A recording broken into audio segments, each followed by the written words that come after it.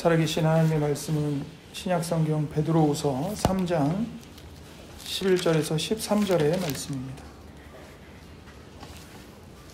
베드로후서 3장 11절에서 13절의 말씀입니다. 다 찾으신 줄 알고 제가 받들어 읽겠습니다. 이 모든 것이 이렇게 풀어지리니 너희가 어떠한 사람이 되어야 마땅하냐? 거룩한 행실과 경건함으로 하나님의 날이 임하기를 바라보고 간절히 사모하라. 그날에 하늘이 불에 타서 풀어지고 물질이 뜨거운 불에 녹아지려니와 우리는 그의 약속대로 의가 있는 곳인 새하늘과 새 땅을 바라보도다. 아멘. 주보에 있는 하이델베르크 교리문답 52문을 함께 읽겠습니다. 52문. 그리스도가 살아있는 자들과 죽은 자들을 심판하러 다시 오신다는 것이 그대에게 어떤 위안을 줍니까? 나는 나의 온갖 슬픔과 박해 속에서도 전에 나를 위하여 자기 자신을 하나님의 심판대 앞에 들이셨고 그리하여 내게서 모든 저주를 제거하신 바로 그분께서 하늘로부터 심판자로 임하시기를 머리를 들어 바라봅니다. 그분은 그와 나의 모든 원수들을 영원한 정죄로 던지실 것입니다. 그러나 그분은 그의 택하심을 받은 모든 이들과 함께 나를 하늘의 기쁨과 영광 속에 있는 그분 자신에게로 옮기실 것입니다. 아멘. 오늘 52문은 오늘로 마치도록 하겠습니다. 우리가 계속 마지막 날의 심판과 예수님의 재림에 대해서 말씀을 배우고 있고, 그렇게 예수님이 다시 오셔서 살아있는 자들과 죽은 자들을 다 심판하신다는 것이 우리에게 어떤 위안을 주는지를 우리가 배우고 있습니다. 마지막 날의 심판은 반드시 행해집니다. 세상이 아무리 마지막 날의 심판을 조롱하고 그런 증거가 어디냐, 증거를 대봐라, 아무리 그래도 하나님은 성경을 통해 분명한 증거를 말씀하셨고 하나님이 말씀하신 대로 마지막 심판은 반드시 행해집니다. 마지막 심판에 대한 증거가 무엇인가? 하나님의 말씀이고 또 그 말씀을 하신 하나님이 참되시고 선하시다는 것, 그리고 하나님은 절대로 거짓말을 하실 수 없는 분이라는 것, 하나님이 신실하시다는 것, 그 하나님의 진실하심이 이 마지막 심판에 대한 증거이지요. 그리고 또한 십자가에서 죄인인 우리를 대신하여 그 하나님의 진노와 형벌을, 그 영원한 형벌을 대신 받아주신 것, 그것이 또한 마지막 날의 심판의 증거이기도 합니다. 그러니까 하나님은 십자가 위에서 하나님의 아들이신 예수님을 죄인인 우리들, 모든 사람들을 대신하여 매달아 놓으시고 그분에게 하나님의 그 진노를 다 쏟아부으셨습니다. 그렇게 함으로써 하나님께서는 의로우신 하나님이시고 죄와 악을, 그리고 악인들을 그냥 좌시하지 않는, 그냥 넘어가는 분이 아니고 반드시 벌하신다는 것을 보여주셨죠. 그 십자가에서 행해진 하나님의 심판은 마지막 날에 더 큰 하나님의 위엄과 하나님의 권능 가운데서 행해질 것입니다.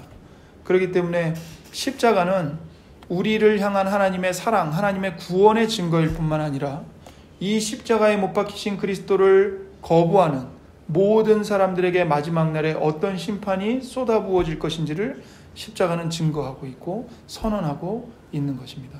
십자가로 돌아오는 사람들, 십자가에 와서 자신의 죄를 자복하고 그 십자가에서 흐르는 예수님의 피를 받는 모든 사람들은 마지막 날의 심판 가운데서 벗어나게 될 것이고 영광을 얻게 될 것입니다. 그러나 그 십자가를 조롱하고 십자가를 어리석은 것으로 여기고 여전히 하나님이 아니라 내 자신이 이 세상과 인생의 주인이 되어서 살아가는 모든 사람들은 마지막 날에 그 십자가에서 쏟아부어진 하나님의 영원한 진노를 이제 영원히 정죄받게 되고 지옥에서 그 하나님의 영원한 진노를 받게 될 것입니다. 그렇게 악인들에게는 하나님의 심판이, 하나님의 진노가 쏟아질 것이고, 이 땅에서 이제 그 예수님으로 말미암아, 예수님을 믿는 믿음 때문에 시련을 당하고 박해를 당한, 고난을 당한 교회, 즉 모든 성도들은 이제 마지막 날에 하나님의 크신 자비, 하나님의 긍휼, 또 하나님께서 약속하신 모든 그 복을 이제 실현을, 그 복을 이제 성취받게 될 것이고, 그 복이 실현되는 것을 확인하게 될 것이고, 그것을 누리게 될 것입니다. 그렇기 때문에 이 마지막 심판을 믿는 자들은 고대하고 바라보는 게 마땅한 일입니다. 그리고 그 마지막 심판을 바라보는 믿음으로 이 땅에서 교회가 받는 환난과 고난을 견디어 가는 겁니다. 그게 없으면 교회는 견딜 수가 없습니다. 그런데 어떻게 그 환난과 고난을 교회가 견디는가? 마지막 날에 예수님이 재림하실 것이고, 예수님이 재림하시면 악인들에게는 환난으로 갚으시고, 환난을 당한 교회에게는 평안으로, 영광으로 갚아주실 거라는 것을 믿고, 그것이 실현될 거라고, 그것이 실제로 실현될 것이기 때문에 그것을 고대하는 믿음으로 이 땅에서 박해와 고난을 견디게 되는 것이죠. 그래서 마지막 심판으로 하나님은 악인들을 내어 던지시고, 또 교회는 구원하셔서 하나님이 약속하신 대로 하나님이 우리 가운데 영원히 거하게 될 것이고, 또 이 만유를 다 회복시키실 것입니다. 그러니까 우리가 사는 이 세상이 마지막 날에 그냥 이렇게 다 이렇게 불타서 없어져 버리는 게 아닙니다. 지금 여기 우리가 함께 읽은 베드로후서 3장 11절부터 13절은 그날의 하늘이 불에 타서 풀어지고 물질이 뜨거운 불에 녹아질 것이다, 이렇게 말하는데, 이게 이제 다 없어져 버린다는 게 아니에요. 이게 새 하늘과 새 땅으로 질적으로 새롭게 변화된다는 말씀입니다. 그래서 13절에 우리는 그의 약속대로 의가 있는 곳인 새 하늘과 새 땅을 바라보도다, 이렇게 말씀하죠. 그러니까 이제 새 하늘과 새 땅이 이렇게 어디서부터 이렇게 임한다기보다는 우리가 사는 이 우주, 이게 하나님이 정련하시는 금 속에 있는 모든 불순물을 다 태워 없애는 것을 정련이라고 하잖아요. 순금으로 만드는 것을. 그런 하나님의 불로 이 만유를 다, 그 만유 속에 끼어 있는 찌꺼기들, 죄의 고통들, 죄로 인해 부패해 있는 것들, 이런 것들을 다 제거하고 하나님의 의가 가득한 새 하늘과 새 땅으로 이 세계를 변화시키실 거라는 겁니다. 그래서 그렇기 때문에 우리가 이 땅에서 선을 행하는 것이 의미가 있는 거예요. 여기서 우리가 신자로서 그저 기도하고 전도만 하고 예배만 드리고 이것만 거룩한 게 아니고요. 성도님들이 사회인으로서 나가서 일을 하고 아이들 가르치고 돈을 벌고 사업을 하고, 이런 것들이 결코 헛된 일이 아닌 거예요. 집안에서 자녀들을 돌보고, 소위 집안의 허드렛 일, 절대 허드렛 일이 아닌데 허드렛 일이라고 오해하는 그런 뒤치다거리들, 이런 것들이 결코 무의미한 게 아닙니다. 왜냐하면 그게 싹 다 불타 없어져 버리는 게 아니고 새 하늘과 새 땅으로 완전히 질적으로 변화되기 때문인 거예요. 그래서 어떤 신학자들은 이렇게까지 얘기합니다. 새 하늘과 새 땅에 가서 우리가 뭐 할까? 영원히 찬송만 할까? 그게 아니라 여기서 했던 문화적인 일들 있잖아요. 이거를 거기 가서도 어쩌면 할지도 모른다는 거예요. 근데 여기서는 우리가 행했던 그런 문화적인 일들이 다 뭐였어요? 자기 욕심 채우는 거였고, 자기를 만족시키는 거였고, 하나님을 대적하는 문화를 만들어내서 수많은 사람들을 미혹하는 거였잖아요. 근데 그게 아니라 새하늘과 새 땅에서는 문화를 만들 때 그 문화로 하나님의 영광을 나타내는 거예요. 하나님의 영광을. 그래서 정확하게는 모르지만 우리가 하나님의 형상으로 창조된 사람이기 때문에 지정의가 있고 생각을 하고 뭔가를 하나님을 닮아서 뭔가를 만들잖아요. 사람이 뭔가를 만드는데 그 이유는 원숭이는 못 만드는데 사람은 뭔가를 계속 만들어내. 이게 뭐냐면 하나님을 닮은 존재이기 때문에 하나님의 창조의 능력을 닮아서 만들어내는 거예요. 도구도 만들고 아주 복잡한 기계들도 만들고 그 현 시대의 과학기술의 총집약체가 바로 그 우주과학이라고 그러죠. 우주선 쏘아 올리는 거. 거기에 다 집약돼 있대요. 그런 일을 사람이 해요. 우주선을 만들어서 쏴 올려요. 이게 어떻게 가능하냐면 하나님의 형상대로 지어졌기 때문에 그 속에 하나님의 형상이 있기 때문에 죄로 인해서 하나님의 형상이 다 깨져버렸어도 그 하나님의 형상이 기능을 하고 있는 거예요. 이성적인 사고를 하고 하나님이 창조하신 이 세계, 이 물리적인 질서를 보면서 거기서 수학을 발견한, 수학의 공리를 발견해내고 수학의 공리로 물리 질서를 밝혀내요. 그러니까 우주선을 쏘는 게 가능한 거예요. 이런 일들을 죄인인데 사람이 어떻게 할 수 있는가? 죄인임에도 불구하고 하나님의 형상이 남아있기 때문입니다. 그러면 생각을 해보세요. 새하늘과 새 땅이 돼서 인간의 몸에 있는 죄성들이 다 사라지고 영혼과 육체가 완전히 영화롭게 됐어요. 영화로운 몸으로 부활해서 그때 사람들이 하는 사고와 학문과 예술은 얼마나 탁월할까요? 상상을 못하는 거예요, 우리가. 그리고 그 예술 가운데서 지금은 죄로 인해서 다 오염되고 부패해서 선정적이고 하나님을 대적하는 게 많고 인간을 하나님의 자리에 올리려고 하고 그게 다 사라지고 이러한 하나님의 형상을 주신 하나님을 찬양하는 예술, 그런 과학기술, 이런 것들을 새하늘과 새 땅에서 한다 그러면 아름답겠죠. 이게 아름답다는, 제가 어이가 풍부하지 않아서 아름답다는 말로밖에는 표현을 못하는 게 답답한데 정말 우리가 하는 모든 일 속에 하나님의 영광이 빛날 거예요. 네. 그러니까 여기서 우리가 하나님의 형상을 닮은 존재로서 행하는 어떤 창조적인 일들, 그리고 누군가를 돌보는 일, 더러운 것을 깨끗하게 치우는 일, 돈을 버는 일, 이런 것들이 무의미한 게 아닌 거죠. 그래서 하나님이 마지막 날에 사람, 그러니까 교회만 회복시키고 끝이 아니고요, 만유를 회복시키십니다. 동물들, 피조물들, 다른 식물들도 지금 로마서에서는 뭐라고 얘기하냐면 죄 아래에서 신음을 하고 있다고 그래요. 탄식하고 있다고.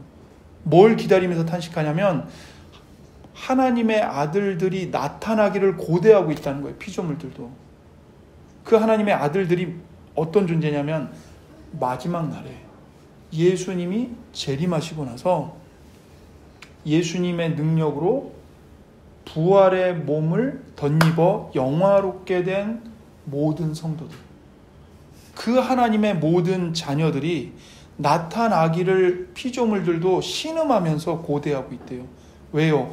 그 마지막 날에 교회가 온전히 회복될 때 모든 피조물들, 만유가 다 회복이 되거든요. 하나님이 창조하신 창조의 목적이 그때 완전히 실현이 되거든요. 그러니까 피조물이 그것을 기다리면서 탄식하고 있다는 거예요. 그러니까 동물들, 식물들, 해양에 있는 수많은 생물들, 인간이 자기들을 위해 개발해낸 그런 그 기술과 도구들로 인해서 자연이 끊임없이 착취를 당하고 수많은 그 해양 생물들이 고통을 겪잖아요. 미세 플라스틱이라든지. 그리고 저도 이제 몰랐는데 제 아이가 보는 책을 보니까 석유를 시추하기 위해서 석유가 어디 묻혀 있는지를 찾기 위해서 바닷속에서 계속 뭔가 이렇게 폭발을 시킨대요. 그 폭발음이 그 땅속에 그 물속에 있는 땅에로 갔다가 반사돼서 올라오는 그 음파를 탐지해서 아, 여기 석유가 있다, 이런 거를 발견하나 봐요. 그 석유를 찾으려고 그 바다 한가운데다 계속 뭔가 이렇게 폭발을 시키는 소리를 내는 거예요. 그것 때문에 웹불고래? 너무나도 고통을 겪고 있고 삶의 터전을 잃어버리고 얘네가 정상이 아니라 비정상으로 이렇게 돌변해 버리는 거예요. 이 고래들이 그런 고통을 겪고 있는 거예요.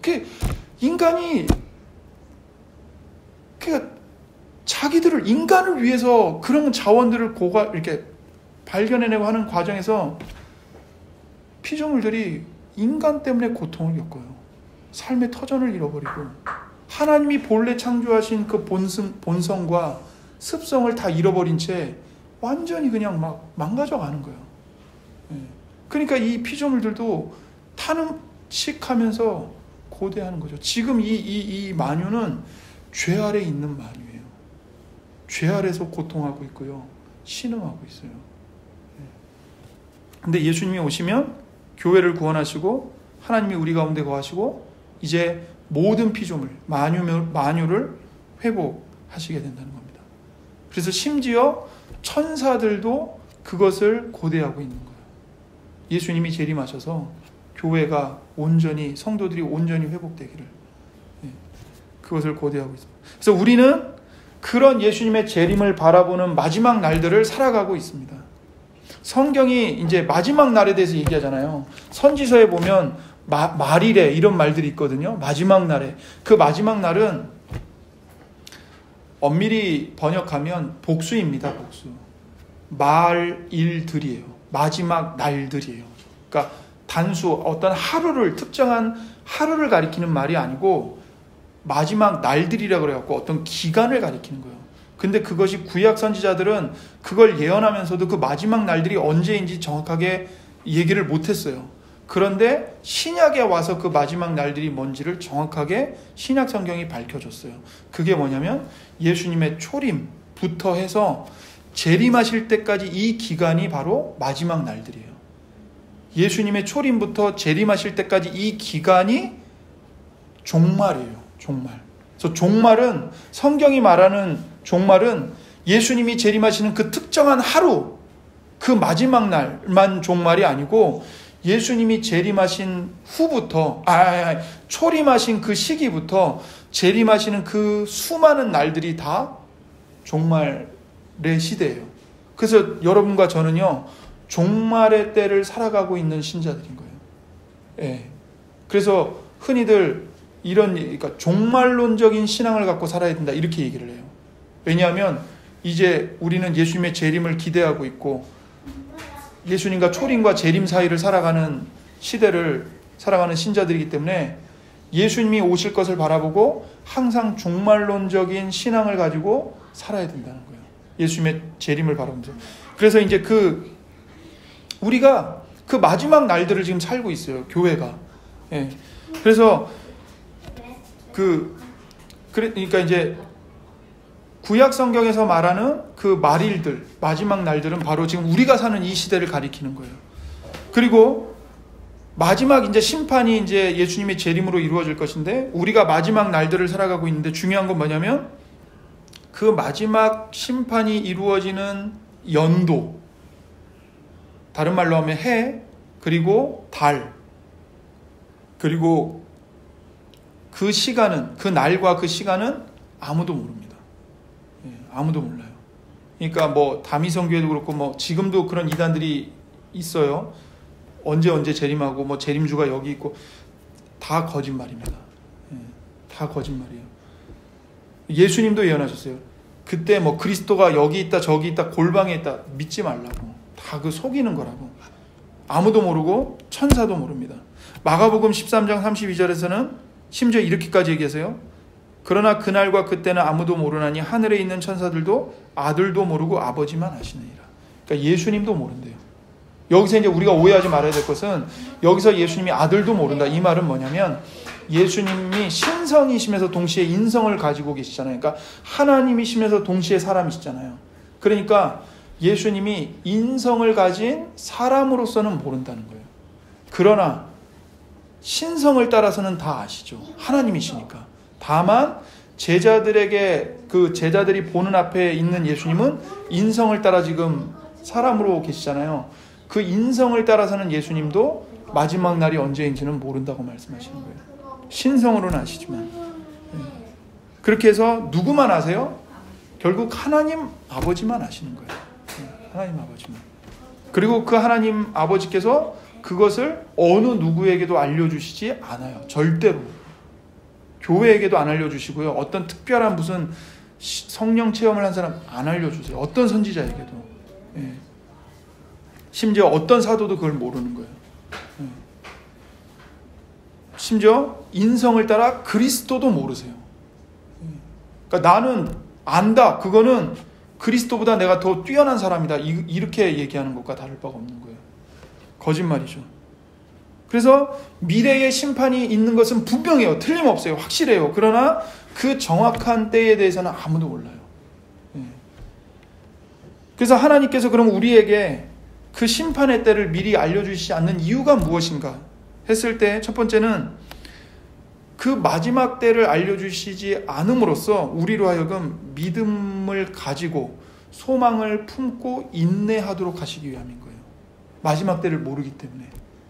그리고 우리의 구원이 온전해지는 그날이 언제인지 모르지만 우리로 하여금 하나님 한 분만을 믿고 그리고 하나님의 약속이 반드시 성취된다는 것을 기대하며 인내하게 하고자 함인 거죠.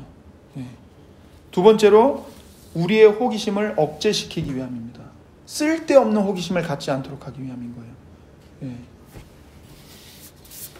세 번째로 하나님을 경외하며 그리스도인의 의무들을 준수하는 자세를 견지하게 하시기 위함입니다. 그리고 그렇게 함으로써 우리가 육신의 안일함에 빠지지 않고 언제나 주께서 오실 때를 예비하게 하시기 위함이에요. 만약에 여러분과 제가 만약에 마지막 날이 언제라는 것을 알게 된다면 우리의 신앙생활이 어떻게 될까요? 여기 계시는 분들은 안 그러시겠지만 저를 비롯해서 수많은 사람들은 아마 그 날을 알기 때문에 자기 마음대로 살 겁니다. 그리고 나서 뭐 한 달 전부터 준비를 한다든지 뭐 1년 전부터 하나님 그걸 다 아시기 때문에 안 알려주시는 거예요. 항상 깨어있으라고. 정신 차리고 살아가라고. 안일함에 빠지지 말라고. 그래서 우리는 하나님을 경외함으로 매 순간을 살아야 되는 거죠. 마지막으로 불경건한 자들이 그때를 알 수 없기 때문에 뭘 이루고자 하시는 거냐면 빨리 회개하도록 하시기 위함인 거예요.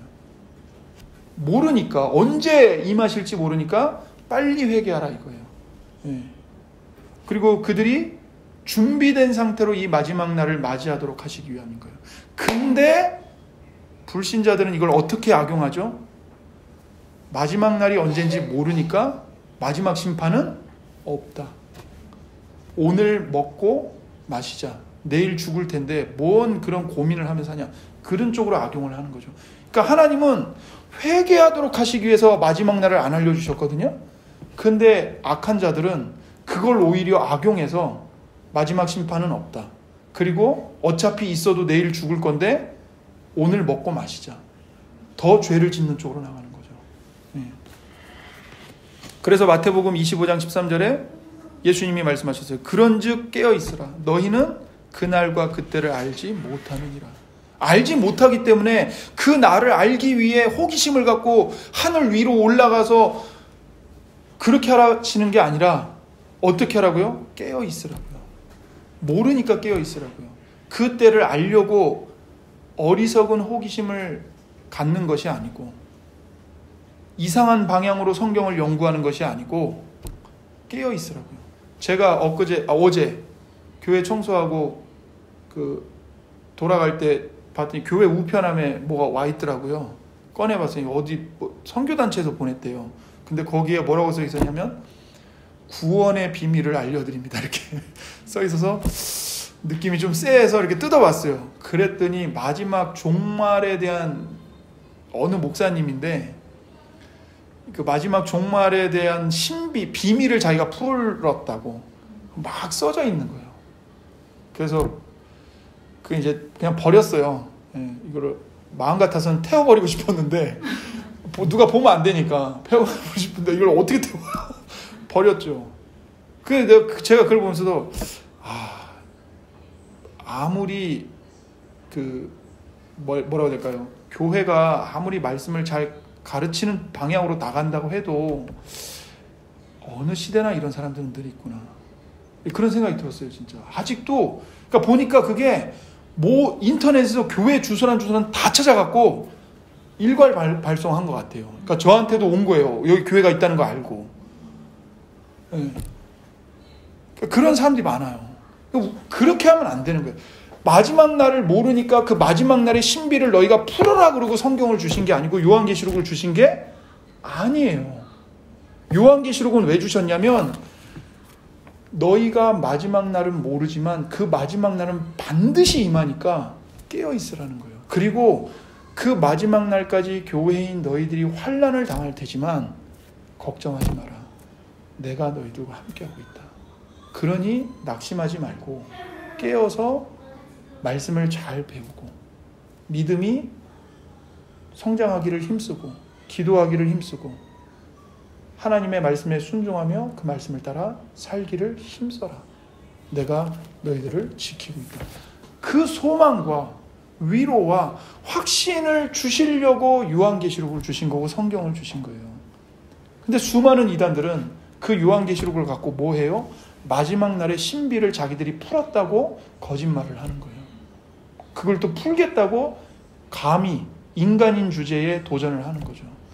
요한계시록을 100날 읽어보세요. 풀 수가 없어요. 왜냐하면 하나님 그렇게 안 알려주셨거든요. 요한계시록. 무슨 암호를 풀듯이 그걸 막 이렇게 숨겨놓으신 게 아니에요. 네. 오히려 요한계시록은 명백한 계시의 말씀으로서 교회에 확실한 위안, 그리고 용기, 담대함을 그리고 믿음을 북돋아 주시기 위해서 주신 책인 거예요. 그러니까 한마디로 교회에 주는 설교예요. 네, 설교.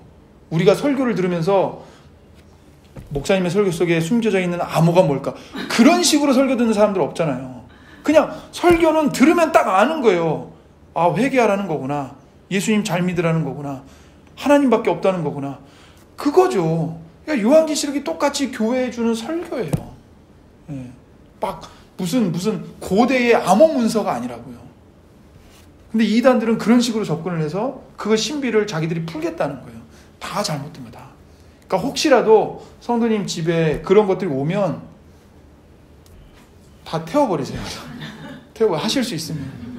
버리면 누가 또 보니까 태워버리세요. 읽을 가치가 1마일도 없어요. 그런 것들은. 그러니까 무슨 비밀을 알려준다든지 비밀을 풀었다든지 새로운 복음이라든지 그러면 그냥 이거는 10중 8구 다 이단이다. 이렇게 생각하시면 돼요. 그래서 우리는 마지막 때를 모르기 때문에 항상 깨어 있어야 돼요. 누가복음 21장 34절 36절에도 너희는 스스로 조심하라. 그렇지 않으면 방탕함과 술취함과 생활의 염려로 마음이 둔하여지고 뜻밖의 그날이 덫과 같이 너희에게 임하리라. 이 날은 온 지구상에 거하는 모든 사람에게 임하리라. 이러므로 너희는 장차 올 이 모든 일을 능히 피하고 인자 앞에 서도록 항상 기도하며 깨어있으라 하시니라. 이 마지막 날을 피하기 위해 너희가 마지막 날이 언제인지 그 신비를 풀어라가 아니라 마지막 날 이 심판을 피하기 위해서 어떻게 하라고요? 항상 깨어있고 기도하라는 거예요. 네. 준비하라는 거. 도둑과 같이 임하기 때문에, 덫과 같이 임하기 때문에 믿음으로 살고 그 마지막 날을 사모하고 준비하라는 거죠. 그래서 주님은 마지막 심판 날을 감추셨어요. 우리는 언제 올지 몰라요. 그러나 거기엔 다 하나님의 선하신 뜻과 의도가 있는 거예요. 그리고 그 마지막 심판을 하나님이 연기하고 계세요. 언제까지 연기하실지는 우리는 몰라요. 아니, 하나님은 연기하시는 게 아니라 하나님 편에서는 이미 작정으로 그 마지막 날을 정해놓으셨죠. 그러나 시간 속에서 살아가는 우리들은 연기하는 것처럼 그게 느껴지는 거예요. 예. 점점 뒤로 밀리는 것처럼 시간의 흐름을 우리가 이렇게 받으니까. 왜 연기하는 거? 하나님이 연기하시는 이유가 뭔가? 첫 번째, 경건한 자들이 믿음과 소망과 인내와 기도 가운데 깨어있도록 하시기 위해 연기하시는 것이고, 두 번째, 모든 택한 자들을 교회 안에 불러 모으시기 위함입니다. 그래서 하나님은요, 내일이라도 재림하셔서 하나님의 작정을 이루실 수 있어요. 이 세상의 운명을 다 바꾸실 수 있어요. 끝내실 수 있고. 근데 왜 이 세상을 여전히 하나님이 보존하고 계시는가? 그것은 하나님이 창세전에 예정한 택자들 때문입니다. 그 하나님의 창세전에 예정한 택자들의 총수가 있어요. 하나님이 정해놓으신 그 총수를 하나님이 모으시기 위함이에요. 요한계시록에 14만 4천으로 표현되어 있어요. 근데 여기서 주의하세요. 그 14만 4천은 14만 4천 명이라고 말씀하지 않고 있어요. 요한계시록이 14만 4천 명이라고 말하지 않아요. 14만 4천이에요. 이 뭐냐면 상징적인 수예요. 딱 14만 4천 명이 택자들의 총수다가 아니고 하나님이 정하신 택자들의 총수가 있어요. 근데 그것을 성경은 상징적으로 14만 4천으로 표현하고 있는 거예요. 14만 4천 명이 아니고요. 그래서 신천지가 그것을 가지고 딱 갖고 와갖고 14만 4천을 14만 4천 명으로 왜곡했죠. 그리고는 신천지 14만 4천 명이 모이면 그게 택자들의 총수가 되고 한다고 하죠. 들어보셨을 거예요. 신천지 신도들의 총수가 14만 4천 명이 넘었어요. 그러니까 걔네들이 말을 바꿔요. 14만 4천 명이 아니고 여기서 또 진짜를 또 가려내야 된다. 이런 식으로 말을 바꾸는 거예요. 그러니까 그렇게 그들은 성경을 왜곡해 가고 있어요. 성경은 절대로 우리가 그 하나님이 작정하신 예정하신 택자들의 총수를 알 수 있도록 말씀하지 않고 우리로 하여금 모르게 상징적인 숫자로만 말했어요. 어떤 분들은 그걸 이렇게 설명하더라고요. 14만 4천은 12 곱하기 12 곱하기 1000이라는 거예요.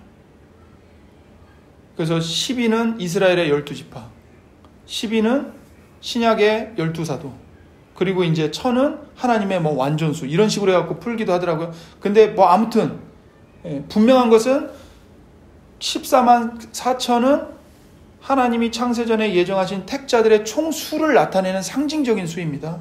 그 총수가 모일 때까지 하나님은 세상을 보존하고 계시는 거예요. 그래서 세상이 유지되고 보존되는 것은요, 불신자들 때문에 유지되고 보존되고 있는 게 아닙니다. 하나님을 믿지 않는 권력자들이 정치를 잘해서 보존되고 있는 게 아니에요.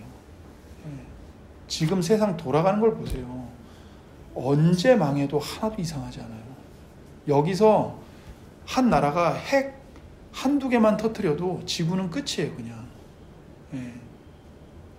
근데 하나님이 그들의 그 악한 생각과 악한 의지를 지금 억제하고 계세요. 왜요? 하나님이 택하신 예정자들이 있거든요. 그들을 교회로 다 불러 모으실 때까지 이 지구가 망하지 않도록 억제시키고 계시는 거예요. 그러니까 세계 2차 대전 때 독일이 전승했잖아요. 그러니까 승승장구했잖아요. 근데 결국엔 독일이 망했죠. 하나님이 왜 그런 역전을 일으키실까요? 택자들을 모으시기 위함인 거예요. 그런 악의 세력들이 세상을 집권하게 되면 세상이 멸망하니까 하나님이 그걸 억제시키고 계시는 거라고요.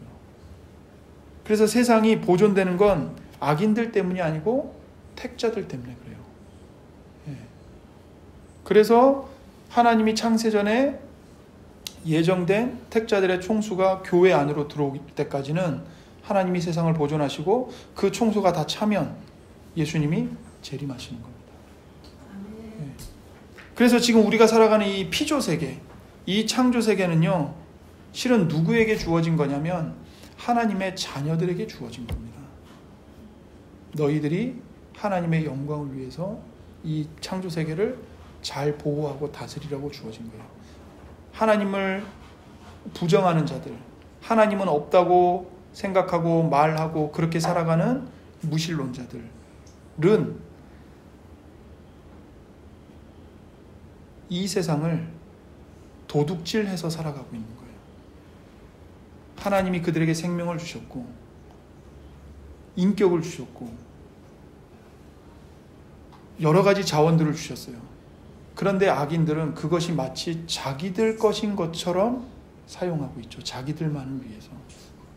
그러니까 하나님이 주신 자연세계, 자원을 다 도둑질해서 쓰고 있는 거죠. 원래는 누구 거예요? 하나님의 것이고 그 하나님의 것을 누구에게 주셨어요? 하나님의 자녀들에게 주신 겁니다. 악인들은 도둑과 강도처럼 세상을 이용하고 있는 거예요. 그러니까 마지막 날에 하나님으로부터 받을 심판이 크죠.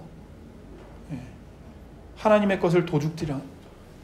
그러니까 악인들은, 그러니까 불신자는 평생 도둑질하는 삶을 사는 거예요. 하나님의 것을 도둑질한 삶. 자기 것이라고 주장하는 자기 몸, 자기 생명, 그에게 주어진 시간, 그에게 주어진 물질, 그거를 다 도둑질해서 자기 걸로 사용한 거거든요. 마지막 날에 하나님으로부터 받을 심판이 얼마나 크겠습니까? 얼마나 크겠어요. 그러니까 내 몸은 내 거야. 내가 내 성 바꾸는 거 내 마음대로 할 수 있어. 말도 안 되는 소리입니다. 말도 안 되는 소리예요. 하나님의 창조 질서를 거슬러서 같은 성끼리 사랑하고 결혼하는 게 왜 안 돼? 말도 안 되는 얘기죠. 하나님이 선물로 주신 그 몸과 생명을 다 강도질하고 있는 거예요. 엄청난 죄악인 겁니다.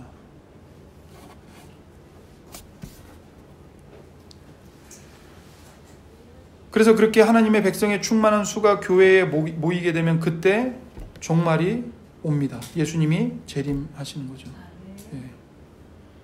그래서 하나님이 그 창세전에 예정하신 하나님의 백성들을 교회로 불러 모으시는 것은 어떤 방법을 통하는 거냐면 교회가 그들에게 다가가서 복음을 선포하고 복음을 들려주고 그 복음을 듣고 회개하고 예수님을 믿는 방식으로 교회 안에 들어오게 하시는 거예요.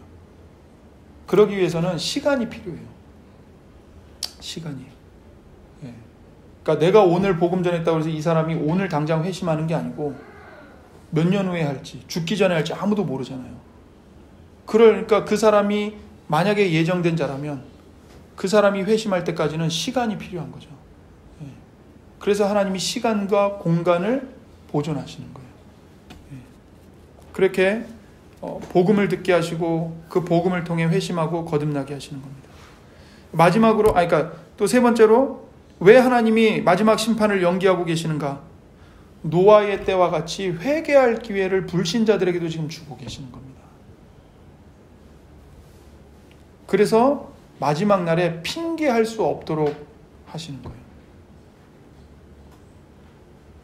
그 노아의 때에 하나님이 노아에게 방주를 만들라고 하시고 곧바로 홍수를 내리신 게 아니에요. 성경에 보면 약 120년간의 시간을 주셨어요. 노아가 그 방주를 만드는 시간만 100년 가까이 걸렸거든요. 그러니까 100년 동안이나 불신자들에게 노아를 통해서, 노아의 말과 노아의 행적을 통해서 하나님의 심판이 임한다는 것을 하나님은 매일매일 선포하셨다고요. 회개할 기회를 주신 거예요. 지금도 마찬가지, 지금도. 하나님이 심판을 연기하셔서 계속 불신자들에게, 그래서 불신자들 사이에 교회가 있잖아요, 늘. 교회가 있어요. 늘 듣게 하시는 거예요. 근데 거부해요. 그리고는 마지막 날에 나는 못 들었는데요, 핑계할 수가 없는 거예요. 나는 몰랐는데요, 핑계할 수가 없는 거예요. 그래서 로마서 9장 22절에 만일 하나님이 그의 진노를 보이시고 그의 능력을 알게 하고자 하사 멸하기로 준비된 진노의 그릇을 오래 참으심으로 간용하시고, 그러니까 하나님이 멸하기로 준비된 진노의 그릇, 그러니까 불신자들이죠. 그들에 대해서 하나님이 오래 참으신다는 거예요. 참고 기다리신다는 거예요. 돌아오도록 하시기 위함이에요. 또 하나는 마지막 날에 그들이 핑계할 수 없도록 하기 위해서. 그래서 우리는 마지막 심판의 때를 정확하게 알지 못하기 때문에 항상 깨어 있어야 하고 또 그것을 사모함으로 바라봐야 합니다. 그래서 우리가 읽은 하이델베르크 52문답에 이렇게 말하죠. 그리하여 내게서 모든 저주를 제거하신 바로 그분께서 하늘로부터 심판자로 임하시기를 머리를 들어 바라봅니다. 이렇게 고백해요. 그 마지막 때가 임하기를, 그분께서 하늘로부터 심판자로 임하시기를 머리를 들어 바라보는 거예요. 왜입니까? 예수님이 내게서 모든 저주를 제거하신 분이기 때문에 바라보는 거예요. 그래서 믿는 자들에게 마지막 심판은 복된 소식입니다, 여러분. 그러니까 여러분 요한계시록 읽으면서 겁먹으시면 안 돼요. 겁먹으실 필요가 없어요. 수많은 사람들이 요한계시록을 무서워서 안 읽기도 하고 요한계시록을 읽으면 무섭다고 그러거든요. 근데 하나님의 말씀을 잘 배운 교회는요, 요한계시록을 무섭다고 여기지 않습니다. 저희 학교 교수님이 미국에 있는 웨스트민스터 대학 신학교에서 박사학위를 하실 때 요한계시록을 공부를 하셨어요. 그래서 이제 그 학교를 이렇게 드나드실 거 아니에요. 근데 그 학교에 정문에 이제 경비하시는 분이 계시는 거예요. 이분도 믿는 분이에요. 성도세요. 근데 어느 날 이분과 좀 친하게 지냈나 봐요, 이분이. 근데 이렇게 가서 이제 그날도 가서 얘기를 나누다가 보니까 그 경비하는 사무실에 책이 펼쳐져 있는데 이제 요한계시록을 읽고 계셨던 거예요. 그래서 이제 이분이 요한계시록을 읽고 계시네요. 무슨 내용인지 아세요? 이렇게 질문했어요. 그러니까 자기가 이제 요한계시록을 전공하고 있으니까 무슨 내용인지 아세요? 그러니까 이 성도님이 딱 한마디로 대답하네요. 잘은 모르지만 뭐 결국엔 교회가 이긴다는 거 아닙니까? 이렇게 대답을 하셨다는 거예요. 거기서 이분이 이렇게 망치로 얻어맞은 듯한 느낌을 받은 게 뭐냐면 요한계시록을 한마디로 딱 정리한 거예요. 요한계시록의 핵심 주제는 뭐냐면 결국엔 교회가 이긴다예요. 그러면서 그 교수님이 저희한테 뭐라고 가르치셨냐면 성도들에게 요한계시록을 읽을 때 무서워하지 말라고 말해라. 요한계시록은 겁을 주기 위해서 하나님이 주신 책이 아니고 교회의 승리를 하나님이 선언하시기 위해, 그리고 그 요한계시록을 읽는 모든 교회 성도들에게 확신과 위로를 주시기 위해 주시는 말씀입니다. 그러니까 우리가 요한계시록을 읽으면서 일일이 다 알 필요가 없어요. 무슨 여기 황충이 나오는데 황충이 뭘까? 별의 3분의 1이 떨어진다는데 별의 3분의 1이 떨어지는 게 뭘까? 몰라도 돼요. 중요한 건 뭐냐면 그 모든 걸 통해서 그런 환란이 세상에 임한다 해도 결국 누가 이긴다고요? 교회가 이긴다고요. 교회가. 예수님이 이기시고 그 예수님께 붙어있는 교회가 승리한다. 그러니까 예수님 말씀하신 게 딱 맞아요. 세상의 권력자들을 두려워하지 마라. 그들이 할 수 있는 건 너희 몸을 죽이는 것, 그것까지밖에 못한다. 그들은 너희들의 영혼을 건드리지도 못한다. 겁먹지 말라는 거예요. 요한계시록이 똑같이 얘기하는 거예요. 세상이 우리의 몸의 생명을 빼앗아갈 수 있어요. 그러나 우리의 영혼과 하나님이 우리에게 약속하신 구원의 언약은 절대로 빼앗아가지 못해요. 취소되지 않아요. 그리고 심지어 그들이 죽인 우리 몸 마저도 예수님이 재림하시면 지금 이 죄의 몸과는 비교도 할 수 없는 영화의 몸, 부활의 몸으로 부활시켜서 우리에게 입혀주실 거예요. 그러니까 요한계시록이 말하는 게 겁먹지 마라. 담대해라. 내가 반드시 이기고 내 몸인 교회인 너희도 반드시 이긴다. 아니 이미 이겼다. 그 얘기를 하시는 거예요. 그래서 마지막 심판은 우리들에게는 복된 소식이에요. 그러나 악인들에게는 어떤 소식일까요? 공포의 소식이죠. 공포의 소식. 그래서 성도는 이 마지막 심판이 복된 소식이기 때문에 성령과 함께 이렇게 말할 수 있어요. 주 예수여 어서 오시옵소서. 요한계시록 22장이 20절에 이렇게 끝나잖아요. 아멘 주 예수여 어서 오시옵소서.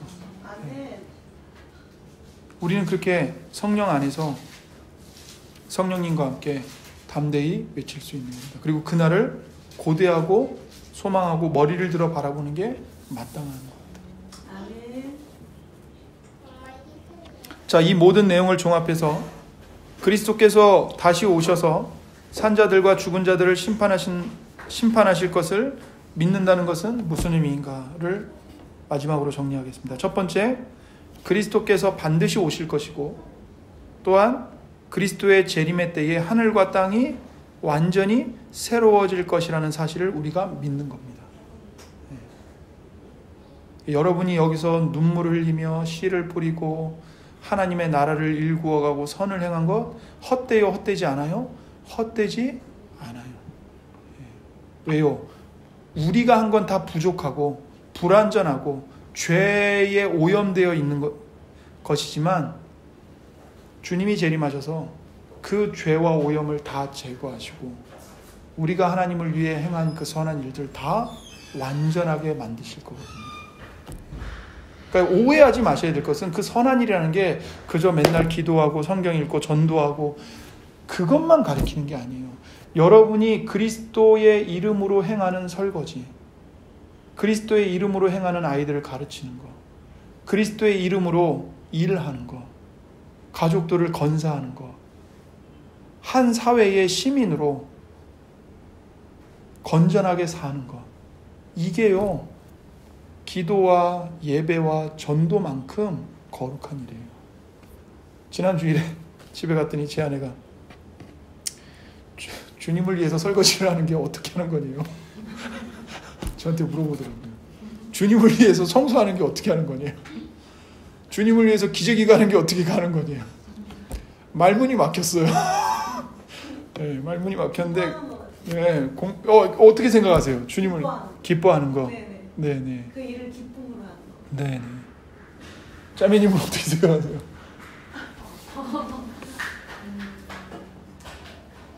저도 기뻐하는 것이. 네네. 처음에는 말문이 막혔어요. 그래서 내가 이거를 그냥 주문처럼 놔도 아무 생각 없이 내뱉고 있구나 이런 생각을 하면서 이렇게 제 자신을 좀 돌아보게 됐고 경책하게 되고 그래서 곰곰이 생각해봤어요. 주님의 이름으로 설거지를 하는 건 도대체 뭘까?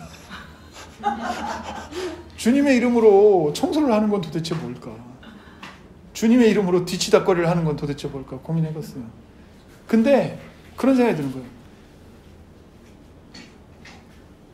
지금 내가 하고 있는 일이 하찮은 일이 아니고 이 일을 통해서 하나님이 내 배우자와 내 자녀들, 가족들에게 선을 하나님이 이루고 계신다. 이것을 믿는 게 주님의 이름으로 하는 거 아닐까라는 생각이 들었어요. 그러니까 기뻐하는 것도 마찬가지고요. 그거를 알기 때문에 기쁨으로 하는 거죠. 원망과 불평으로 하는 게 아니고 짜증으로 하는 게 아니고. 실은 저번에도 말씀드렸지만 성도님들, 저도 그렇고요. 아빠 엄마가 하루라도 청소를 안 해봐요. 집이 어떻게 돼요? 다 큰 자녀가 있으니까 모르시겠지만 저희 집은 난리가 나요. 이불을 깔 수가 없어요. 하루라도 설거지를 안 하면요 밥을 먹을 수가 없어요. 근데 이게 저희 집만 그래요? 다 똑같잖아요. 여러분이 사회에 나가서 하는 일이 다 그래요. 초등학교에서 애들을 안 가르치면 어떡해요? 네. 더군다나 믿는 사람이 신앙의 정신을 가지고 하나님의 이름을 대놓고 얘기는 못해도 이 아이들에게 여러 가지 세상의 용어를 가지고 기독교의 정신을 가르칠 수 있잖아요. 그걸 안 가르치면 어떻게 되는 거예요? 아니, 밖에 나가서 내가 하는 일이 아무리 사람들이 무시하는 허드렛 일이라 할지라도 쓸모없는 일은 없어요. 누군가는 해야 되기 때문에 그것이 직업으로 있는 거예요. 여러분, 강도를 직업으로 말한 사람이 어디 있습니까? 없어요. 그러나 바깥에 나와 있는 박스 줍는 것은 직업으로 인정을 해줘요. 왜요? 그걸 해야 깨끗해지는 거니까. 그래서 우리가 하는 모든 뒤치다거리가 다 주변을 깨끗하게 하고 알게 모르게 크고 작게를 떠나서 다른 사람들에게 선을 끼치는 거예요. 그거를 내가 알고 내가 하는 일이 별거 아닌 일이지만 주님이 이 일을 통해 내 가족들에게, 내 이웃들에게 지금 선을 베풀고 계신다. 나는 하나님의 손이다. 그렇게 생각하고 하는 것. 그리고 그것을 하나님이 이 일을 나에게 선한 일로 맡기셨다. 그러니까 목사가 돼서 설교하는 것만이 거룩한 일이 아니고 우리가 그 부모로서 혹은 자녀로서 혹은 사회의 구성원으로서 주님을 믿는 사람으로서 어떤 일을 하는 것, 선한 일을 하는 것, 그게 주님의 선한 일을 이루어 가시는 거룩한 일인 거예요. 그래서 여러분이 하는 일로 가정이 건사가 되고요. 이 피조 세계가 보존이 된다니까요. 하나님이 악인들 때문이 아니라 택자들을 위해서 세계를 보존하신다고 그랬잖아요. 근데 이 하나님이 보존하실 때 사람들은 아무것도 안 하고 가만히 있고 하나님 혼자 직접적으로 세상을 보존하시는 일을 하는가? 쉽게 얘기해서 하나님이 직접 집을 지어주시고 하나님이 직접 음식을 지어주시고 하나님이 직접 농사를 하시고 그거 아니잖아요.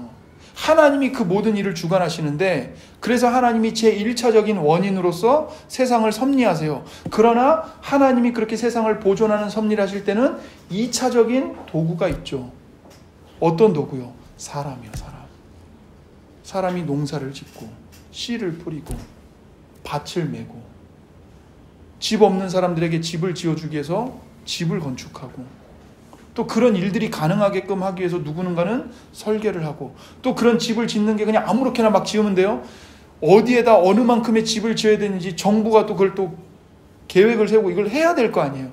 그 모든 일을 다 누가 해요? 사람을 통해서 하나님이 하시는 거예요. 그러니까 하나님이 세상을 보존한다고 하실 때는 여러분과 저의 손과 발, 여러분의 머리, 여러분의 몸 이걸 다 수단으로 사용하셔서 세상을 보존해 가시는 거예요. 그러니까 여러분이 이 땅에서 꼭 복음 전하는 일만 거룩한 일이 아니고 이 사회를 유지하는 일 있잖아요. 거룩한 일인 거예요. 그거를 명확하게 알고 하나님이 이 사명을 나에게 지금 이거는 하나님이 나에게 맡기신 사명이지 허드렛 일이 아니다. 뒤치다거리가 아니다. 누가 해도 되고 안 해도 되는 일이니까 나는 쓸모없는 사람이다. 그게 아니고 지금 하나님이 이 자리에서 이 시간 나보고 하라고 나에게 맡기신 사명이다. 이걸 분명하게 알고 하나님 감사합니다. 오늘도 주님의 이름을 위해 쓰레기 줍겠습니다. 그렇게 하는 게 주님을 위해 일하는 거예요. 그렇게 하는 게. 오늘도 주님을 위해 밥을 짓겠습니다. 하나님이 나에게 맡기신 거룩한 사명이니까. 나를 통해 내 가족들에게 밥을 먹이게 하시고 그걸 알고 주님 앞에서 행하는 거예요. 그게 주님의 이름으로 설거지하는 거예요. 밥하는 거고 청소하는 거고. 답이 되셨습니까? 네.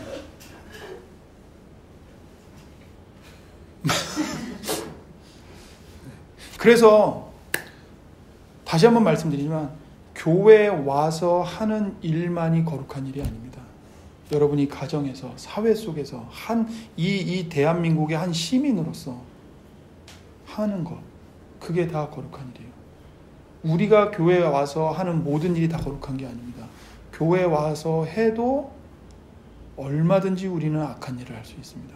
예수님이 산상수훈을 통해 유대인들에게 경고하신 게 뭡니까? 너희들은 기도하면서도 죄를 짓는 자들이고 구제하면서도 죄를 짓는 자들이고 금식하면서도 죄를 짓는 자들이다. 말씀하셨잖아요. 사람에게 보이기 위해 금식하고 사람에게 보이기 위해 구제하고 사람에게 보이기 위해 기도하면 그거는 거룩한 일이 아니라 죄인 거예요. 죄. 우리는 어떤 존재들이냐면 아무리 형식적으로는 거룩한 일을 해도 우리는 그 모든 것에 다 죄를 가져오는 사람들이에요. 그러니까 교회 안에서 하는 일이면 다 거룩하다?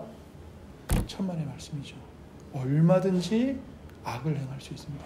밖에 나가서 하는 일은 다 속된 일이다? 아니요. 설거지하면서 얼마든지 주님과 사귈 수 있습니다. 그 수도사 가운데 로렌스 형제라는 분이 계세요. 물론 그분들의 신학은 우리와 달라요. 그런데 그분들에게서 본받을 만한 건 뭐냐면 수도원에서 다른 거 아니고 그냥 설거지하고 청소하거든요.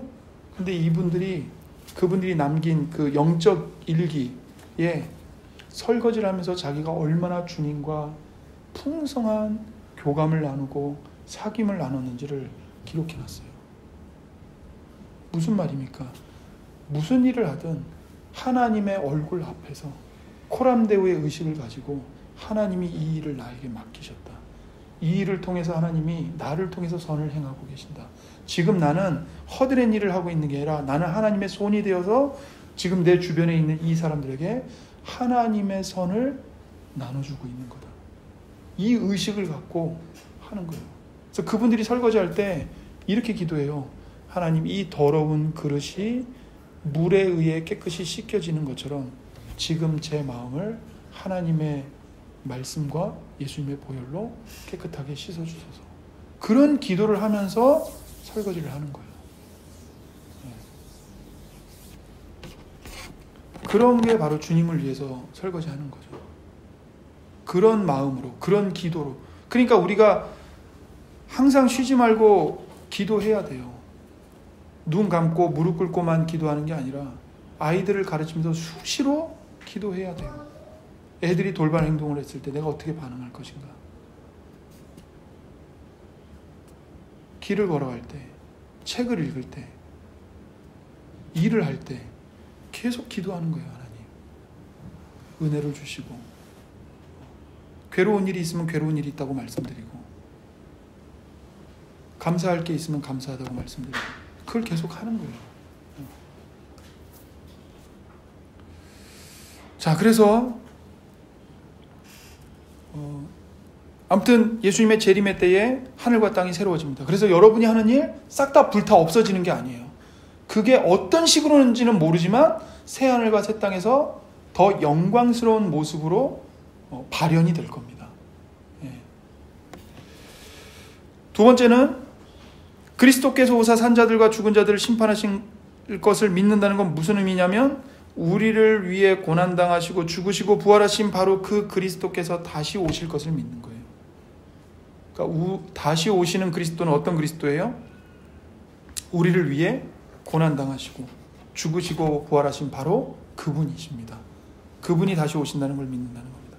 세 번째는 그리스도께서 영광 가운데 눈에 보이도록 강림하셔서 우리 모두가 지체로 속해 있는 주님의 교회로 구원하실 것을 믿는 겁니다. 마지막 네 번째는 그리스도께서 오셔서 모든 악인들과 마귀와 더러운 귀신들을 다 영원한 지옥 형벌에 던지실 것을 믿는 겁니다. 그래서 이런 것들을 생각함으로써 우리는 아주 크고 견고한 위로를 얻게 되는 거죠. 하늘과 땅이 새롭게 될 것이고 우리의 상태도 현재와는 비교할 수 없을 정도로 더 낮게 변화될 것입니다. 지금 우리의 몸은 죄성이 섞여 있는 몸이라서 죄의 영향을 받아요. 죄의 지배를 받는 건 아니지만 죄의 영향을 받습니다. 그러나 예수님이 재림하시면 어떤 죄의 영향도 없는 거룩한 몸으로 부활하게 하셔서 우리에게 그 몸을 주실 거예요. 그래서 그런 것들을 우리가 확신을 갖고 나아갈 수 있죠. 온 세상의 심판자께서 우리와 교회에 은혜를 베푸실 것을 확신할 수 있습니다.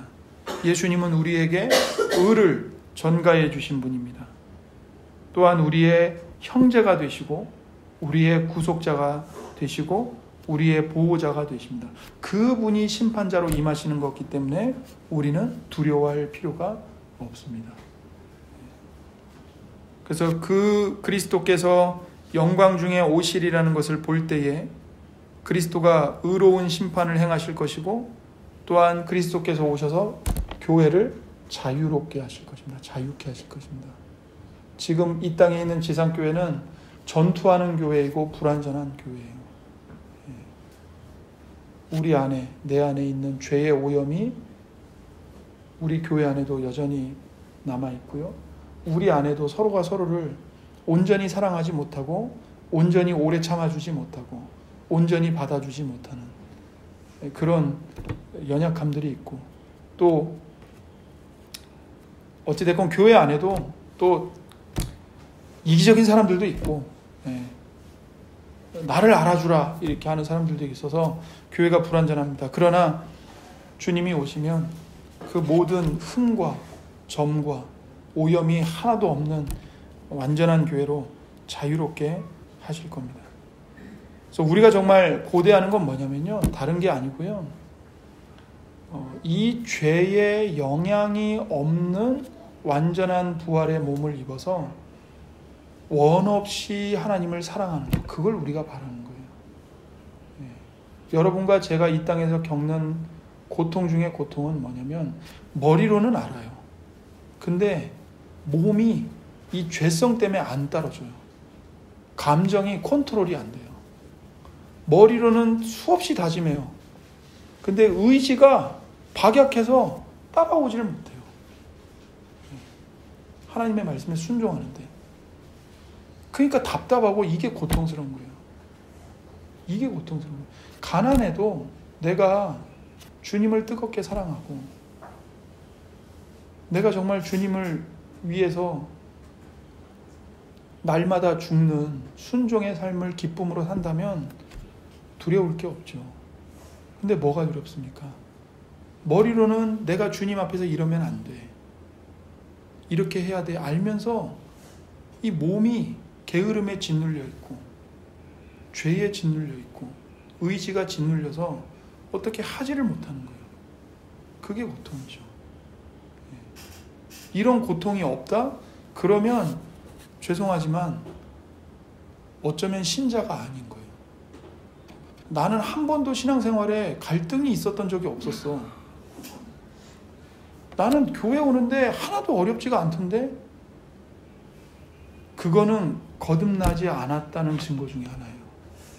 거듭난 사람은 살아있는 사람인데 그 살아있는 상태가 온전한 상태가 아니고 이 몸에 죄성이 남아있는 상태이기 때문에 늘 이 영적인 침체를 겪게 돼요. 어떤 때는 독수리가 하늘로 날개치며 올라가는 것 같은 것을 막 경험하다가 어떤 때는 한없이 나락으로 추락해요. 내가 왜 이러지? 내가 이러면 안 되는데 한없이 추락하는 거예요. 그거를 경험해요. 왜 경험합니까? 거듭나서 살아있기 때문에 경험을 하는 거예요. 왜 그런 눈으로 쳐다보시죠? 네. 네. 근데 죽어있는 시체는 어떠한 상태냐면 그냥 물가에 이렇게 떠내려오는 낙엽과 같은 거예요. 살아있는 물고기는 거슬러 올라가려고 하기 때문에 물과 충돌하잖아요. 그러나 낙엽은 그냥 떠내려가잖아요. 그러니까 교회 안에서도 신앙생활하는 게 하나도 나는 어렵지가 않고 성경 읽고 기도하는데 뭐가 어려워? 무슨 영적인 침체를 경험해? 난 잘 되기만 하는데. 그거는 오히려 이 진짜 신앙이 뭔지를 모른다는 거예요. 오히려 거듭난 사람들은 늘 영적인 침체를 겪고요. 자기 자신에게 만족이 안 돼요. 아, 나 오늘 성경 정한 만큼 읽었어. 만족해. 만족하죠. 그러나 마음속에 뭐가 있어요? 머리로만 알면 안 되는데, 이걸 살아내야 되는데, 이 부담감이 늘 있어요. 그게 없이 난 정해진 만큼 다 읽었어. 그것만 남아있다면 극단적으로 말씀드려서 거듭난 게 아닐 수도 있어요. 그냥 자기 종교 생활에 만족하는 종교인일 뿐인 거예요. 정말 살아있는 사람은 내가 어떤 선을 행했을 때, 내가 어떤 순종을 했을 때 그걸로 만족하는 것으로 끝나지 않아요. 감사할 뿐만 아니라, 만족할 뿐만 아니라 그 안에서 또 내가 이 선을 행했지만 내가 혹시 잘못한 게 있지는 않을까? 이런 것들을 늘 돌아볼 수밖에 없어요. 왜요? 그 안에 성령이 계시고 내 몸의 상태는 죄의 몸이고, 그렇기 때문에 잘하면서도 자기 자신에게는 늘 점수를 짜게 줘요. 그래서 시인이 시편에서 그렇게 탄식을 하고 하나님을 향해서 볼멘 소리를 하는 거예요. 그게 뭐냐면, 악인들은 저렇게 악을 행하면서도 잘 먹고 잘 사는데 하나님은 맨날 아침마다 나를 혼내십니다. 맨날 밤마다 나를 꾸짖으십니다. 그 볼멘 소리를 하는 거예요. 왜 그럴까요? 살아있기 때문에 그래요. 살아있기 때문에. 그러니까 하나님이, 악인들은 버린 자들이기 때문에 그렇게 악을 행하며 잘 먹고 잘 사는 것을 아예 심판으로 내리신 거예요. 그거는 너희는 버린 자들이다라는 확증이에요. 그런데 신자는, 하나님의 자녀는 말씀대로 살려고 하는데 하나님으로부터 칭찬받을 법한데 맨날 혼나기만 해요. 그러니까 볼멘 소리를 하죠. 왜 혼날까요? 하나님의 자녀이기 때문에 그 자녀를 더 거룩한 자녀로 연단하시는 거예요. 그래서 신자의 삶은 고달파요. 죄를 지어서 고달프기도 하고요. 하나님 말씀대로 순종하면서 살려고 몸부림치니까 고달픈 거예요. 그래서 시인들이 시편에 그런 원망 아닌 원망을 들어놓는 거예요. 악인들은 저렇게 잘 사는데 하나님 왜 나는 이렇습니까? 하나님 나는 왜 이런 어려움을 주십니까? 나는 하나님 말씀대로 살려고 몸부림치는데 하나님 왜 맨날 밤마다 나를 혼내십니까? 그 볼멘 소리를 하는 거예요. 그게 하나님이 우리를 하나님의 자녀다운 자녀들로 키워가시는 과정이기 때문에 그래요. 그래서 하나님이 마지막 날이 되면, 예수님이 재림하시면 이제 우리 몸에 있는, 우리 교회에 있는, 우리 마음속에 있는 모든 부패함을 다 제거하시고 모든 죄와 해악과 속임과 유혹으로부터, 오염으로부터 자유케 하시는 거죠. 그래서 여러분과 제가 새하늘과 새 땅에 가서 누리는 이제 기쁨 중에 하나는 뭐냐면, 더 이상 죄의 방해가 없다 이거예요. 내가 원하는 만큼, 정말 만족할 만큼 하나님의 은혜를 받아 먹을 뿐만 아니라 그 좋으신 하나님을 내가 원없이 사랑할 수 있고 원없이 섬겨드릴 수 있고, 그 같은 은혜를 받은 하나님의 자녀인 형제 자매들을 내가 원없이 사랑하고 사랑받을 수 있다는 거. 이게 이제 우리에게 기쁨 중에 기쁨인 거죠. 이런 이유 때문에 우리는 이제 기쁨으로 예수님이 오실 것을 머리를 들어서 바라봐야 하는 것입니다. 그래서 그 예수님이 오실 때까지 우리는 회개하고 감사하는 자세를 갖고 육신적인 안일함에 빠지지 않고 세상 염려에 빠지지 않도록 깨어있기를 힘써야 하는 것이죠. 기도하겠습니다. 하나님 아버지 감사합니다. 오늘도 하나님의 말씀으로 우리 마음에 진리의 빛을 비춰주셔서 감사합니다. 하나님, 우리가 이 마지막 재림의 교리와 마지막 심판의 교리를 통해서 우리가 두려움을 갖는 것이 아니라 더 예수님이 오실 것을 고대하고 사모하며 기다리는 자들이 될 수 있도록 은혜를 더해 주옵소서. 우리가 이 땅에서 행하는 아무리 작은 일, 사람이 보기에 허드렛 일인 것처럼 보인다 할지라도 주님의 이름으로 행하는 그 모든 일들이 다 선한 일이 되고, 또 마지막 예수님이 재림하셔서 우리가 행했던 그 불완전한 일들을 온전한 일들로 하나님의 영광을 나타내는 완벽한 선으로 바꿔주실 것을 소망할 수 있도록 도와주시옵소서. 그러므로 성경이 우리에게 명령하는 대로 선한 일을 행하되 끝까지 행하고 낙심하지 말라고 말씀하시는 하나님의 말씀을 마음에 되새기게 해 주시옵소서. 너희들이 주님의 이름으로 작은 자에게 물 한 그릇 하나 떠준 것도 상을 잃지 않을 거라고 말씀하셨습니다.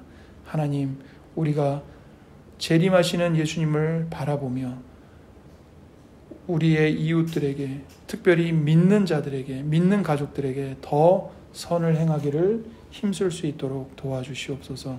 그리고 예수님으로 말미암아 우리가 박해를 받고 고난을 받을 때 인내하게 하시고 참고 견디게 해주시고 그 가운데서도 하나님의 선하심을 찬양하도록 우리에게 믿음을 더해 주시옵소서. 감사하며 예수님의 이름으로 기도드립니다. 아멘.